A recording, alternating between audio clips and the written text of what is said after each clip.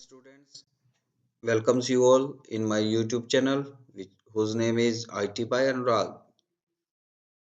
Students, आज हम Python की सीरीज स्टार्ट करने जा रहे हैं, जिसके अंदर हम पाइथन के बेसिक्स से लेकर एडवांस टॉपिक्स तक हम पढ़ेंगे। तो चलिए चलते हैं पाइथन की तरफ। तो पाइथन पर वर्क करने के लिए सबसे पहले हम विंडो की सर्च बार पर यहाँ पर लिखेंगे ideally. Ideally stands for integrated development learning environment. यहाँ पर देखिए आपके सामने जैसे मैंने आइडियली टैप किया था तो हमारे सामने पाइथन का वर्जन दिखाई दे रहा है 3.13 64 बिट। इस पर जब हम इस ऑप्शन पर क्लिक करेंगे तो हमारे सामने पाइथन का इंटरफेस ओपन होगा। बेसिकली पाइथन का शेल ओपन होगा। ये देखिए लिखा है आइडियली शेल 3.13। और यहाँ पर पाइथन का जो इंटरफेस है, ये सबसे पहले हम इसके बारे में जान लेते हैं कि क्या होता है। तो पाइथन का जैसे मैंने आपको बताया आइडियली की फुल फॉर्म है integrated development and learning environment. तो इसके बाद हमारे सामने आता है आइडियली जो पाइथन का इंटरप्रेटर मोड है। इसमें हम दो टाइप से यूज कर सकते हैं। फर्स्ट वन है interactive mode and second one है स्क्रिप्ट मोड। तो जैसे हम ये यूज़ करेंगे, इसके बाद हम बता रहे हैं कि इंटरेक्टिव मोड क्या है। इंटरेक्टिव मोड में जैसे ही आप इंडिविजुअल स्टेटमेंट्स लिखेंगे, वो इंडिविजुअल स्टेटमेंट्स साथ के साथ क्या होती रहेंगी, एग्जीक्यूट होती रहेंगी। फिर उसके बाद अगर हम बात करें interactive mode, working in interactive mode is convenient for testing a single line code for instant execution. मतलब जैसे ही आप सिंगल कोड लिखेंगे, उसको साथ के साथ ही एंटर प्रेस करेंगे तो वो कोड क्या होगा, एग्जीक्यूट हो जाएगा, आपके सामने उसका आ जाएगा। और स्क्रिप्ट मोड दूसरा हमारे पास क्या है, स्क्रिप्ट मोड है। स्क्रिप्ट मोड में जब हम क्या करते हैं, पाइथन में जब हम मल्टीपल स्टेटमेंट्स को टाइप करते हैं ताकि वो एक साथ एग्जीक्यूट हो सके, तो हम स्क्रिप्ट मोड यूज करते हैं। और स्क्रिप्ट मोड में जब भी हम प्रोग्राम बनाएंगे, उसकी एक्सटेंशन जो होगी .py होगी। ठीक है, तो देख चलते हैं हम अपना पाइथन के इंटरफेस पर। देखिए यहाँ पर पहले हम जानेंगे कि इंटरेक्टिव मोड क्या होता है। मान लिया मैं यहाँ पर कोई भी चीज़ प्रिंट कराना चाहता हूँ, तो उसके लिए मैं इनबिल्ट जो फंक्शन है वो यूज़ करूँगा, प्रिंट। प्रिंट और डबल कोट्स के अंदर मैं लिखता हूँ यहाँ पर हेलो। हेलो लिखने के बाद मैं जैसे ही एंटर प्रेस करता हूँ, तो ये देखिए आउटपुट साथ के साथ मेरे पास यहाँ पर आ गई। इसको बोलते हैं इंटरेक्टिव मोड। मतलब इंडिविजुअल स्टेटमेंट को अगर आपको एग्जीक्यूट करना है, इंस्टेंटली आपको उसका रिजल्ट मिल जाता है। दूसरा हमारे पास है स्क्रिप्ट मोड। स्क्रिप्ट मोड पर वर्क करने के लिए सबसे पहले हम क्लिक करेंगे फाइल मेन्यू पर। फाइल मेन्यू के बाद हम करेंगे न्यू फाइल पर क्लिक करेंगे, तो हमारे सामने एक न्यू स्क्रीन ओपन होगी, जिस पर हम अब यहाँ पर क्या करेंगे, अपना जो भी है प्रोग्राम यहाँ पर टाइप करना शुरू करेंगे। जैसे कि हम मान लिया कि सबसे पहले हम 2 नंबर को ऐड कराते हैं, ठीक है? तो इसके लिए सबसे पहले हम क्या करेंगे, 2 वेरिएबल क्रिएट करेंगे। बेसिकली हम इससे पहले समझ लेते हैं कि जो पाइथन है, उसके प्रोग्राम का स्ट्रक्चर क्या होता है।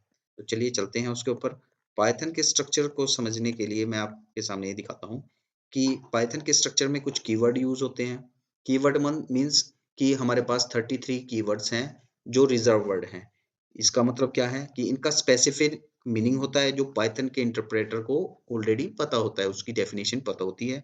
उसके बाद ये हमारे पास कुछ हैं पाइथन कीवर्ड्स, जैसे कि फॉल्स, क्लास, फाइनली, ये सब के सब 33 कीवर्ड्स हैं हमारे पास। सभी कीवर्ड्स जो हैं स्मॉल लेटर में लिखे जाते हैं, एक्सेप्ट 3 हैं हमारे पास, जैसे कि नन, ट्रू और फॉल्स हैं, जिनका फर्स्ट कैरेक्टर क्या होता है, कैपिटल होता है। फिर उसके बाद हम यूज़ करते हैं स्ट्रक्चर में आइडेंटिफायर्स। आइडेंटिफायर्स क्या होते हैं, प्रोग्रामिंग लैंग्वेजेस में जो भी हम नेम्स यूज़ करते हैं, वेरिएबल, फंक्शंस, इन सबको आइडेंटिफाई किया जाता है। इस वजह से हम आइडेंटिफायर यूज़ करते हैं। उसके बाद हमारे पास होते हैं वेरिएबल्स। वेरिएबल्स के होते हैं नेम्ड मेमोरी लोकेशंस होते हैं, जहाँ पर आपके जो भी प्रोग्राम एग्जीक्यूट होते हैं, उनमें कुछ ना कुछ वेरिएबल की वैल्यूज़ को सेव किया जाता है, वो वेरिएबल्स यूज़ करते हैं। और फिर उसके बाद हमारे पास होते हैं कमेंट्स। जो भी हम प्रोग्राम लिखते हैं, लाइन ऑफ कोड लिखते हैं, उनकी यूज़र फ्रेंडली बनाने के लिए, मतलब जो कोडर होते हैं उनके लिए हम कमेंट्स डालते हैं। ये 2 टाइप के होते हैं, सिंगल लाइन और मल्टीपल लाइन्स, ठीक है? तो सिंगल लाइन जो कमेंट है वो हैश सिंबल से स्टार्ट होते हैं, ठीक है? और उसको एंड भी करेंगे हम हैश सिंबल से। तो चलिए हम अब चलते हैं अपने पाइथन के फर्स्ट प्रोग्राम की तरफ। तो कोड है उसको स्टार्ट करते हैं। मान लिया हम क्या करते हैं, 2 नंबर का एडिशन करना है, तो 2 वेरिएबल क्रिएट करेंगे। सबसे पहले हम वेरिएबल को क्रिएट करते हैं num1 इज इक्वल टू, यहाँ पर इनपुट कराना है हमने। वैसे तो हम सीधा ही कर सकते हैं, num1 is equal to 20, enter press करते हैं। num2 इज इक्वल टू 30 करने के बाद हम यहाँ पर करेंगे सम के बाद हम करते हैं equals to num1 plus num2 और करते हैं एंटर। अब इसको हमें प्रिंट भी कराना है, तो print प्रिंट हमारे पास एक फंक्शन है, इनबिल्ट फंक्शन है, उसके अंदर डबल कोट के अंदर हम जो भी लिखेंगे वो एज इट इज प्रिंट होने वाला है। जैसे कि addition of two numbers is, यहाँ पर ये करेंगे और डबल कोट के बाहर जाकर हम यहाँ पर लगाएंगे कोमा और यहाँ पर लिख देंगे सम और ब्रैकेट को करेंगे बंद। उसके बाद ये हमारा प्रोग्राम बन गया है छोटा सा। इस प्रोग्राम को हम सेव करेंगे, फाइल पे क्लिक करेंगे, उसके बाद सेव पर क्लिक करेंगे। अब हम इस प्रोग्राम का नाम, सबसे पहले तो हम इसकी क्या करेंगे, आउटपुट को एक जगह पर सेव करते रहेंगे। इसका नाम दे देता हूँ सम डॉट पी वाई। जब भी हम पाइथन का प्रोग्राम सेव करेंगे तो उसकी एक्सटेंशन रहने वाली है डॉट पी वाई।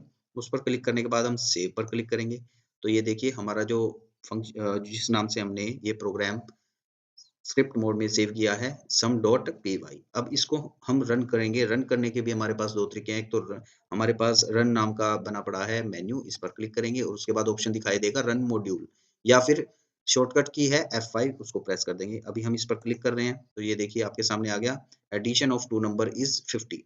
ये तो हमारा स्टैटिक वैल्यूज हमने दी थी। अगर हम चाहते हैं कि ये ना हो कि इसको डायनेमिक बनाया जाए, तो डायनेमिक बनाने के लिए यानी यूजर के से इनपुट कराएँ, तो इसके लिए हम क्या करेंगे, यहाँ पर जहाँ पर हमने 20 लिखा था, यहाँ पर हम लिखते हैं एक फंक्शन इनपुट। इनपुट के अंदर हम डालेंगे यहाँ पर डबल कोट्स के अंदर एंटर फर्स्ट वैल्यू। क्या लिखेंगे यहाँ पर, enter first number, enter first number और स्पेस देने के बाद कोलन लगाएंगे। थोड़ा इंटरेक्टिव बनाने के लिए हम क्या करते हैं, इसको क्लोज कर देते हैं। अभी आप देख रहे हैं कि ये जो हमने इनपुट में एंटर फर्स्ट नंबर किया है, बाय डिफॉल्ट इनपुट जो है वो स्ट्रिंग वैल्यू को एक्सेप्ट करता है, नंबर को एक्सेप्ट नहीं करेगा। तो इसके लिए हमें क्या करना है, यहाँ पर हम इसको राइट करेंगे किसमें, इंट नाम के एक फंक्शन के अंदर। ये हो गया, पार्सिंग हो गया कि जो भी हम इनपुट कराएंगे वो किस में कन्वर्ट होगा, इंटीजर में। ठीक है। अब same to same line of code हम क्या करेंगे, इसको दोबारा से रीटाइप करने के बजाय हम यहाँ से कॉपी कर लेते हैं और कॉपी करने के बाद उसको पेस्ट कर देते हैं। यहाँ पर फर्स्ट नंबर की बजाय कर देते हैं सेकंड नंबर। सेकंड नंबर लिखने के बाद अब हमने कुछ ना कुछ इसमें मॉडिफिकेशन की है, तो दोबारा से हमें क्या करना पड़ेगा, उसमें उस प्रोग्राम को जो भी हम थोड़ा सा भी एडिट करते हैं, कुछ भी चेंज करते हैं, तो उसको सेव करना है ताकि वो जो चेंजेस हैं उसमें परमानेंट सेव हो जाएं। तो सेव पर क्लिक करेंगे। सेव करने के बाद अब देखिए हम रन पर क्लिक करते हैं।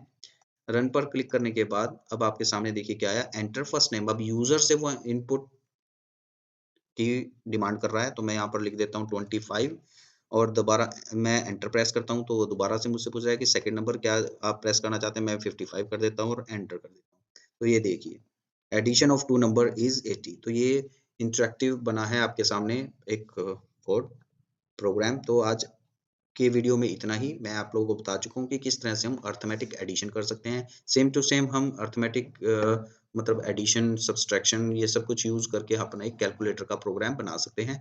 तो आज की वीडियो में इतना ही था। आपको जस्ट बताना था कि पाइथन का प्रोग्राम किस तरह से हम स्टार्ट कर सकते हैं। आइडियली में जो इंटरप्रेटर है वो कितने मोड में काम करता है। पहले आपने देखा इंटरैक्टिव मोड, उसके बाद देखा आपने स्क्रिप्ट मोड जिसमें हमने मल्टीपल लाइन्स को एग्जीक्यूट कराया है और उसके प्रोग्राम को सेव किया है .py एक्सटेंशन से। फिर मैंने आपको एक स्टैटिक प्रोग्राम बना के दिखाया था, फिर मैंने आपको एक डायनामिक प्रोग्राम भी बना के दिखाया है। तो इस तरह से हमने सीखा कि हम पाइथन में प्रोग्राम किस तरह से बना सकते हैं। अब इसके बाद हम सीरीज़ में और भी प्रोग्राम बनाएँगे और अगर आपको ये प्रोग्राम ठीक लगा है, अच्छा लगा है, तो हमारे साथ कनेक्ट रहें। हमारे यूट्यूब चैनल को लाइक एंड सब्सक्राइब करते रहें ताकि जितनी भी हम वीडियोज़ बनाएँगे वो आपको नोटिफिकेशन उसकी आपके पास आती रहे और हम आगे काम करते रहेंगे। एडवांस पाइथन तक हम करेंगे। Till then bye bye, thank you.